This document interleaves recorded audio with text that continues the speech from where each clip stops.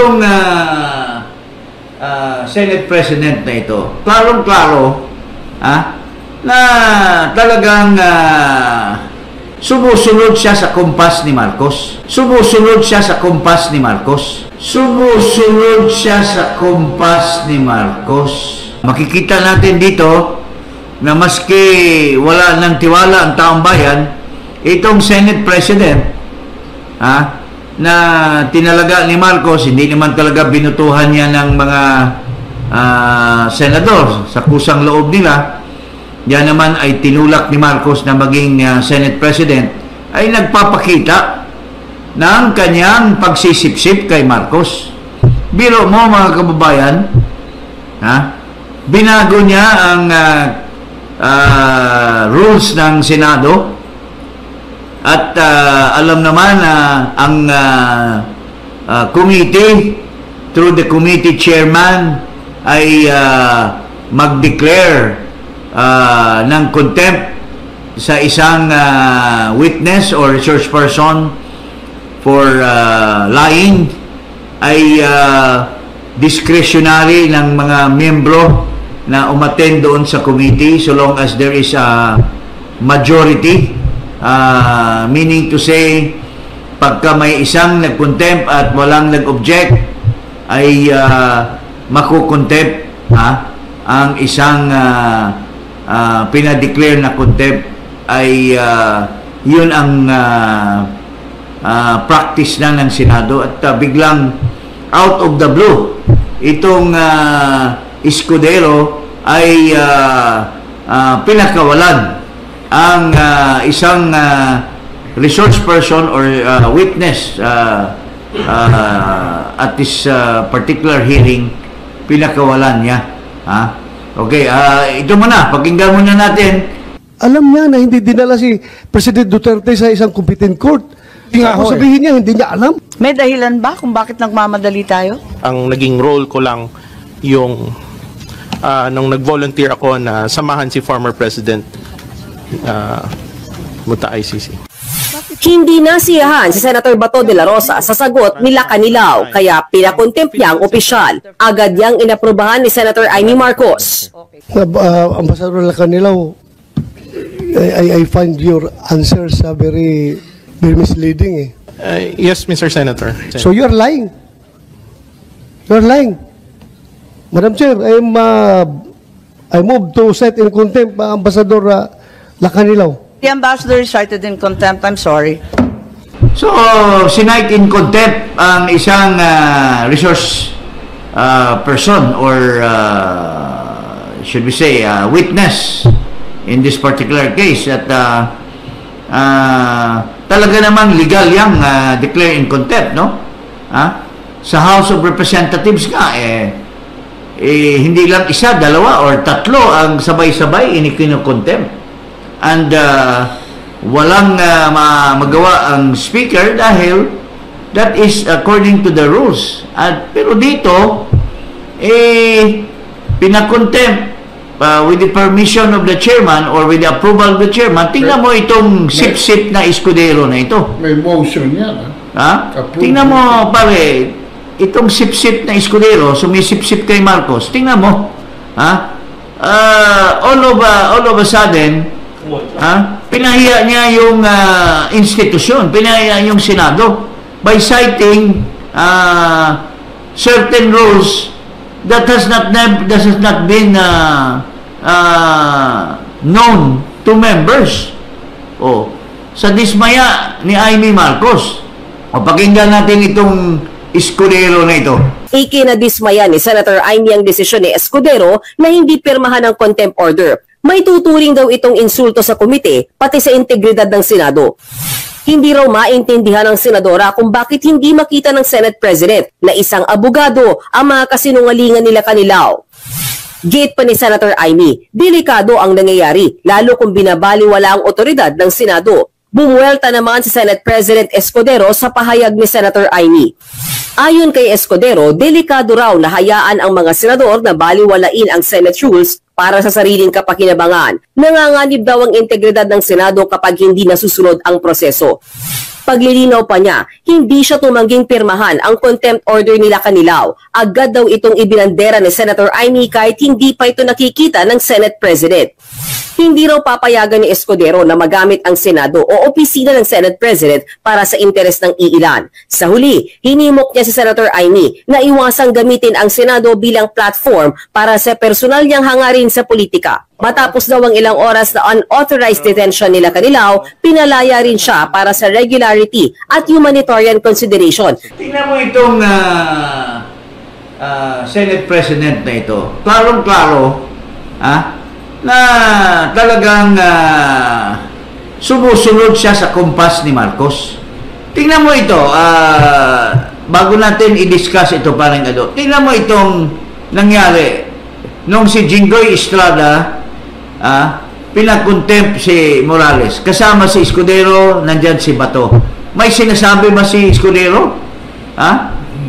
May inaangal ba siya sa pinapakontempt ni Jinggoy Estrada na ito si Morales? O pakita natin ito. Ibig sabihin hindi ikaw nag-check nitong na tinanong siya, have you ever been separated from? Yes, Your Honor. Hindi ikaw nag-check Hindi po, Your Honor. Hindi po, Your Honor. Kaya nga, Your Honor. Mr. Chair, sandali lang. Mr. Chair, tinanong ko kanina kung pirma niya ito.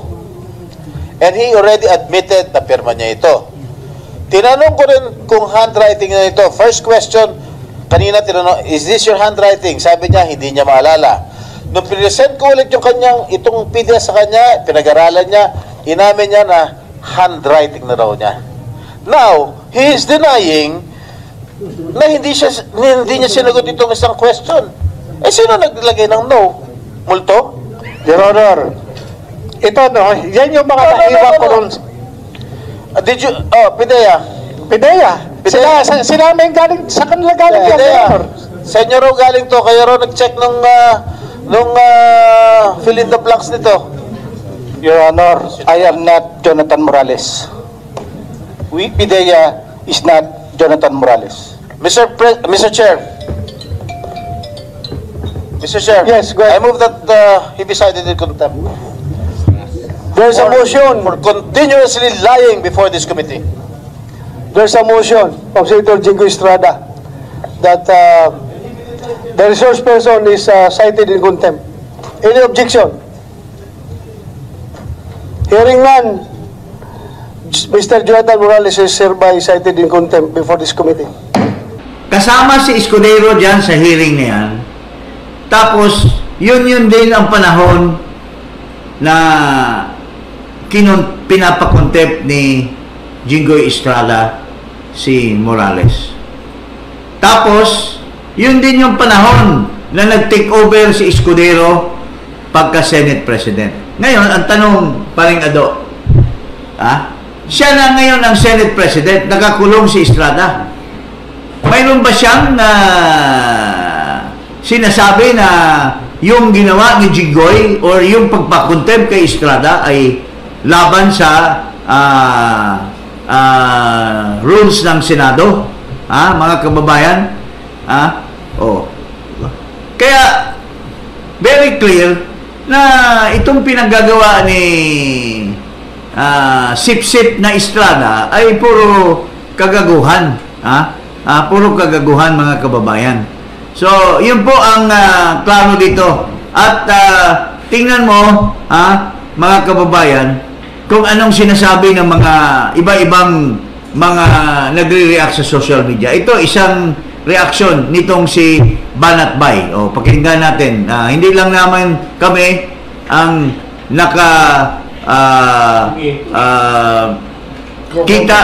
nagko-comment tungkol dito sa kasipsipan ni Estrada. Ito, pakinggan natin. Sobrang dangerous kasi magagalit ang tao Kasi alam mo, Cheese Escudero, hindi ko alam kung naapakan yung ego mo dahil parang sinasabi mo hindi dumaan sa'yo. Dapat humingi ng sa'yo kasi bilang tagapangulo ng Senado. Akin ganito lang. Pwede nyo naman pag-usapan yan Kayo-kayo. Hindi yung kukontrahin mo si Senator Amy. Alam mo yun, pwede nyo pag-usapan pagsitahin mo si Senator Amy. Next time naman, bago ka alam mo naman na dumadaan yan sa akin. Dapat padaanin mo muna bago ka nagsasalita. Kaya lang, kinontra mo kagad, halatang tuta ka ni Lisa O, diba? So, sa akin lang, sana man lang, binigyan mo muna ng tsansa na mag-usap-usap kayo na lang kayan. Kasi, sana pinanood mo. Kasi sinasabi mong parang hindi dumaan sa due process. Pambira. Ilang beses siya nagtagal sa kanya question and answer. Hindi ka tulad sa camera. Pag magkamali ka, contempt ka. Well, ang aksyon na isinabmit kay Escudero ay pirmahan yung contempt. Yun ang issue. Bakit ang naging desisyon ng Escudero? Amy Marcos was doing it for her personal interest at saka for partisan reasons. Hindi naman yun ang issue eh. Sino ba nag-uungkat nun? Ikaw lang. O di kaya yung bumulong sa'yo sa Malacanang. Ha? Sa'yo lang nang galing yan eh. Yung partisanship at saka yung personal kay ni Amy Marcos. Ikaw lang ang nagsabi niya. Wala naman iba nagsasabi niyan eh. Baka nabulungan ka ng Malacanang. So, on the contrary, by accusing Amy of partisanship, he is the one who is a very partisan person. Correct! Ha? Sala sa init, sala sa lamig. Parang ihahambing natin ito sa isang masahol pa sa balimbing yan. Isang tao na hindi alam kung magpapatuloy ba siya na magiging lalaki o magpapatuloy ba na siyang maging isang babae. Ha? He is caught between the devil and the deep blue sea. Ha? Doon sa pinapakontempt ni Jingo Estrada, si Morales, yun ang issue. He became he was present in the hearing. Wala siyang ni-raise na issue ng due process. Wala siyang ni-raise na issue. Then he became the Senate President right after that. Bakit hindi niya pinakawalan si Morales? In the same way as itong si Lacanilao. Kasi sabihin niya, walang due process yung committee which was chaired by Bato. So, halatang halata, si Escudero, he is under the dictates of the powers that be. Yung kanyang amo na nagbibigay sa kanya ng wine. Kung may dignidad pa itong Escudero na ito, pinaplot ni Amy yung kanyang wine, wala man lang siyang komentaryo. Ibig sabihin na talagang utos-utusan lang siya dyan sa Malacanang. Paring anong join-joiner mo dyan? Wala akong makita eh. Binantayan ko yung hearing na yan eh. Wala naman ako nakitang abuse dyan ng Senate rules. So, pakinggan natin yung reaction ni Senator Amy. Mayroon siyang interview doon sa program ni Ali Soto. Ito, pakinggan natin kung anong sinasabi ni Amy Marcos tungkol dyan. Umpisahan natin dito sa mga pinaka-latest na developments. Itong ano ba talaga ang katotohanan dito sa contempt order? Dahil nga ikaw, kanina binabalita po namin, Senator, ang iyong statement na talagang ikaw ay talagang matindi yung iyong pagkadismaya na hindi nilagdaan ni Senator Cheese Escudero yung contempt order at ngayon ay pinalaya na si Ambassador Marcos Lacanilao. Ngayon, naglabas ng statement si Senate President Francis Cheese Escudero na niya? Hindi totoo? Sinasabi niya, hindi, sabi niya, he is no doubt. I did not refuse to sign the contempt order. So, pinabubulaanan po niya yon for the record. I'm quoting him, I did not refuse to sign the contempt order of Ambassador Lacanilao. Senator Marcos released her statement and flaunted to the media her signed arrest and detention order even before I could see, much less receive a copy of it. Reaction niyo po, Senator? Ay, nakakatawa naman. Hindi pa pala niya nakikita yung contempt order. Pinalayaan niya. Naku, talaga naman ito si Cheese. Parang hindi natin kilala. Ang issue sa pag-cite ng contempt ay malinaw na malinaw. Paulit-ulit naman natin narinig na nagsisinungaling sila Lacanilao sa Senado. Inamin niya na nandun siya overseas mula pa nung sinundo si dating Pangulong Duterte sa aeroplano galing Hong Kong nung umaga hanggang sa Villamor Air Base days, sinamahan pa papuntang Dahig. 2 araw pa siya doon. Pero sa pinaninindigan niya na hindi niya alam kung dinala sa husgado dito sa Pilipinas o hindi. Nakabantay nga siya all the way. Paano ba hindi niya alam na hindi nakapagpunta sa anumang husgado dito sa Pilipinas ang dating Pangulo? Hindi ba malinaw na nagsisinungaling? Sa tanang buhay ko, hindi pa ako nagko-contempt. Ayokong nagko-contempt o magde-detain ng tao. Pero hindi na talaga mapigilan kasi harapan. Talaga namang, ayun, hindi ako katulad ng iba't iba dyan na maya't maya nagko-contempt. First time ko nga gawin to eh. Kaya yung let me point it out lang, Senator, ang sabi ni Senate President Cheese Escudero na si Ambassador was not accorded yung kaukulang due process as pointed out already by the Supreme Court dun sa Ong case, no? Na at may humanitarian reason, inilibing lolo niya kaya din tinakawalan. Oo, tama. Actually, gumawa na rin ako ng sulat na hahayaan siya na pumunta para ilibing yung lolo niya kasi may humanitarian reasons naman. Pero, ang usual process sa Senate, kapag may contempt, talagang boboto ay simple lang. One member will motion, Senator Bato, the chair approves, inapprove ko, wala namang banggit ng Senate President, dinedetain ka agad. Ganun kasi yon.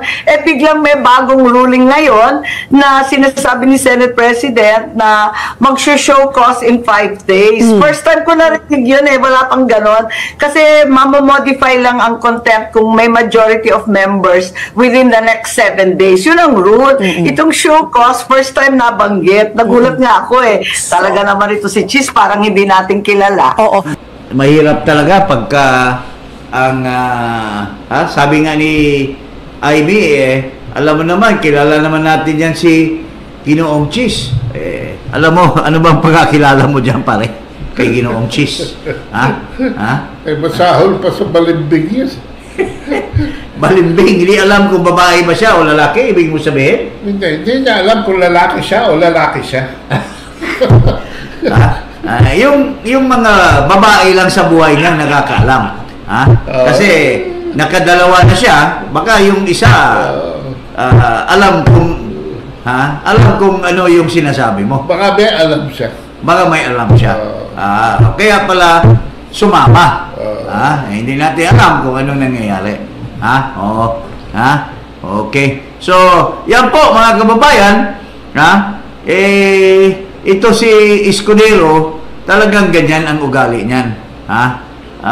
Sabi ni Balat ba kulang daw sa sa violin. Kulang sa ano? Violin. Violin. Hindi, organ pala. Organ. Kulang sa violin. Hindi violin, hindi violin. Organ. Kulang sa organ. Ano kayang organ yun? Ano kayang organ yun?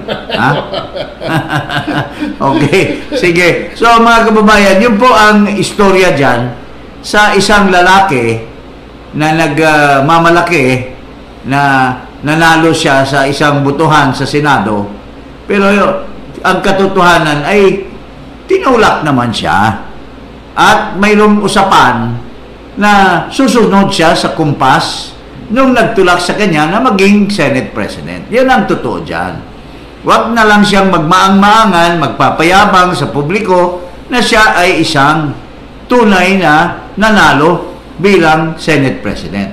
Kasi nakikita natin dito sa nangyayari na talagang sinasabi ni Amy na gumagawa naman ng sariling rules. Na wala naman yan for the first time in the Senate na show cause order. Kalukuhan lang yan lahat ni Escudero, mga kababayan. So, dito po tayo. At mga kababayan, sumusobra na ngayon ang kriminalidad. Dahil nga dyan, nagsalita na yung presidente ng Filipino-Chinese Chamber of Commerce, nagsalita na din si Teresita Angse in terms of their disappointment with how criminality the fight against criminality is being handled by this Bangag administration.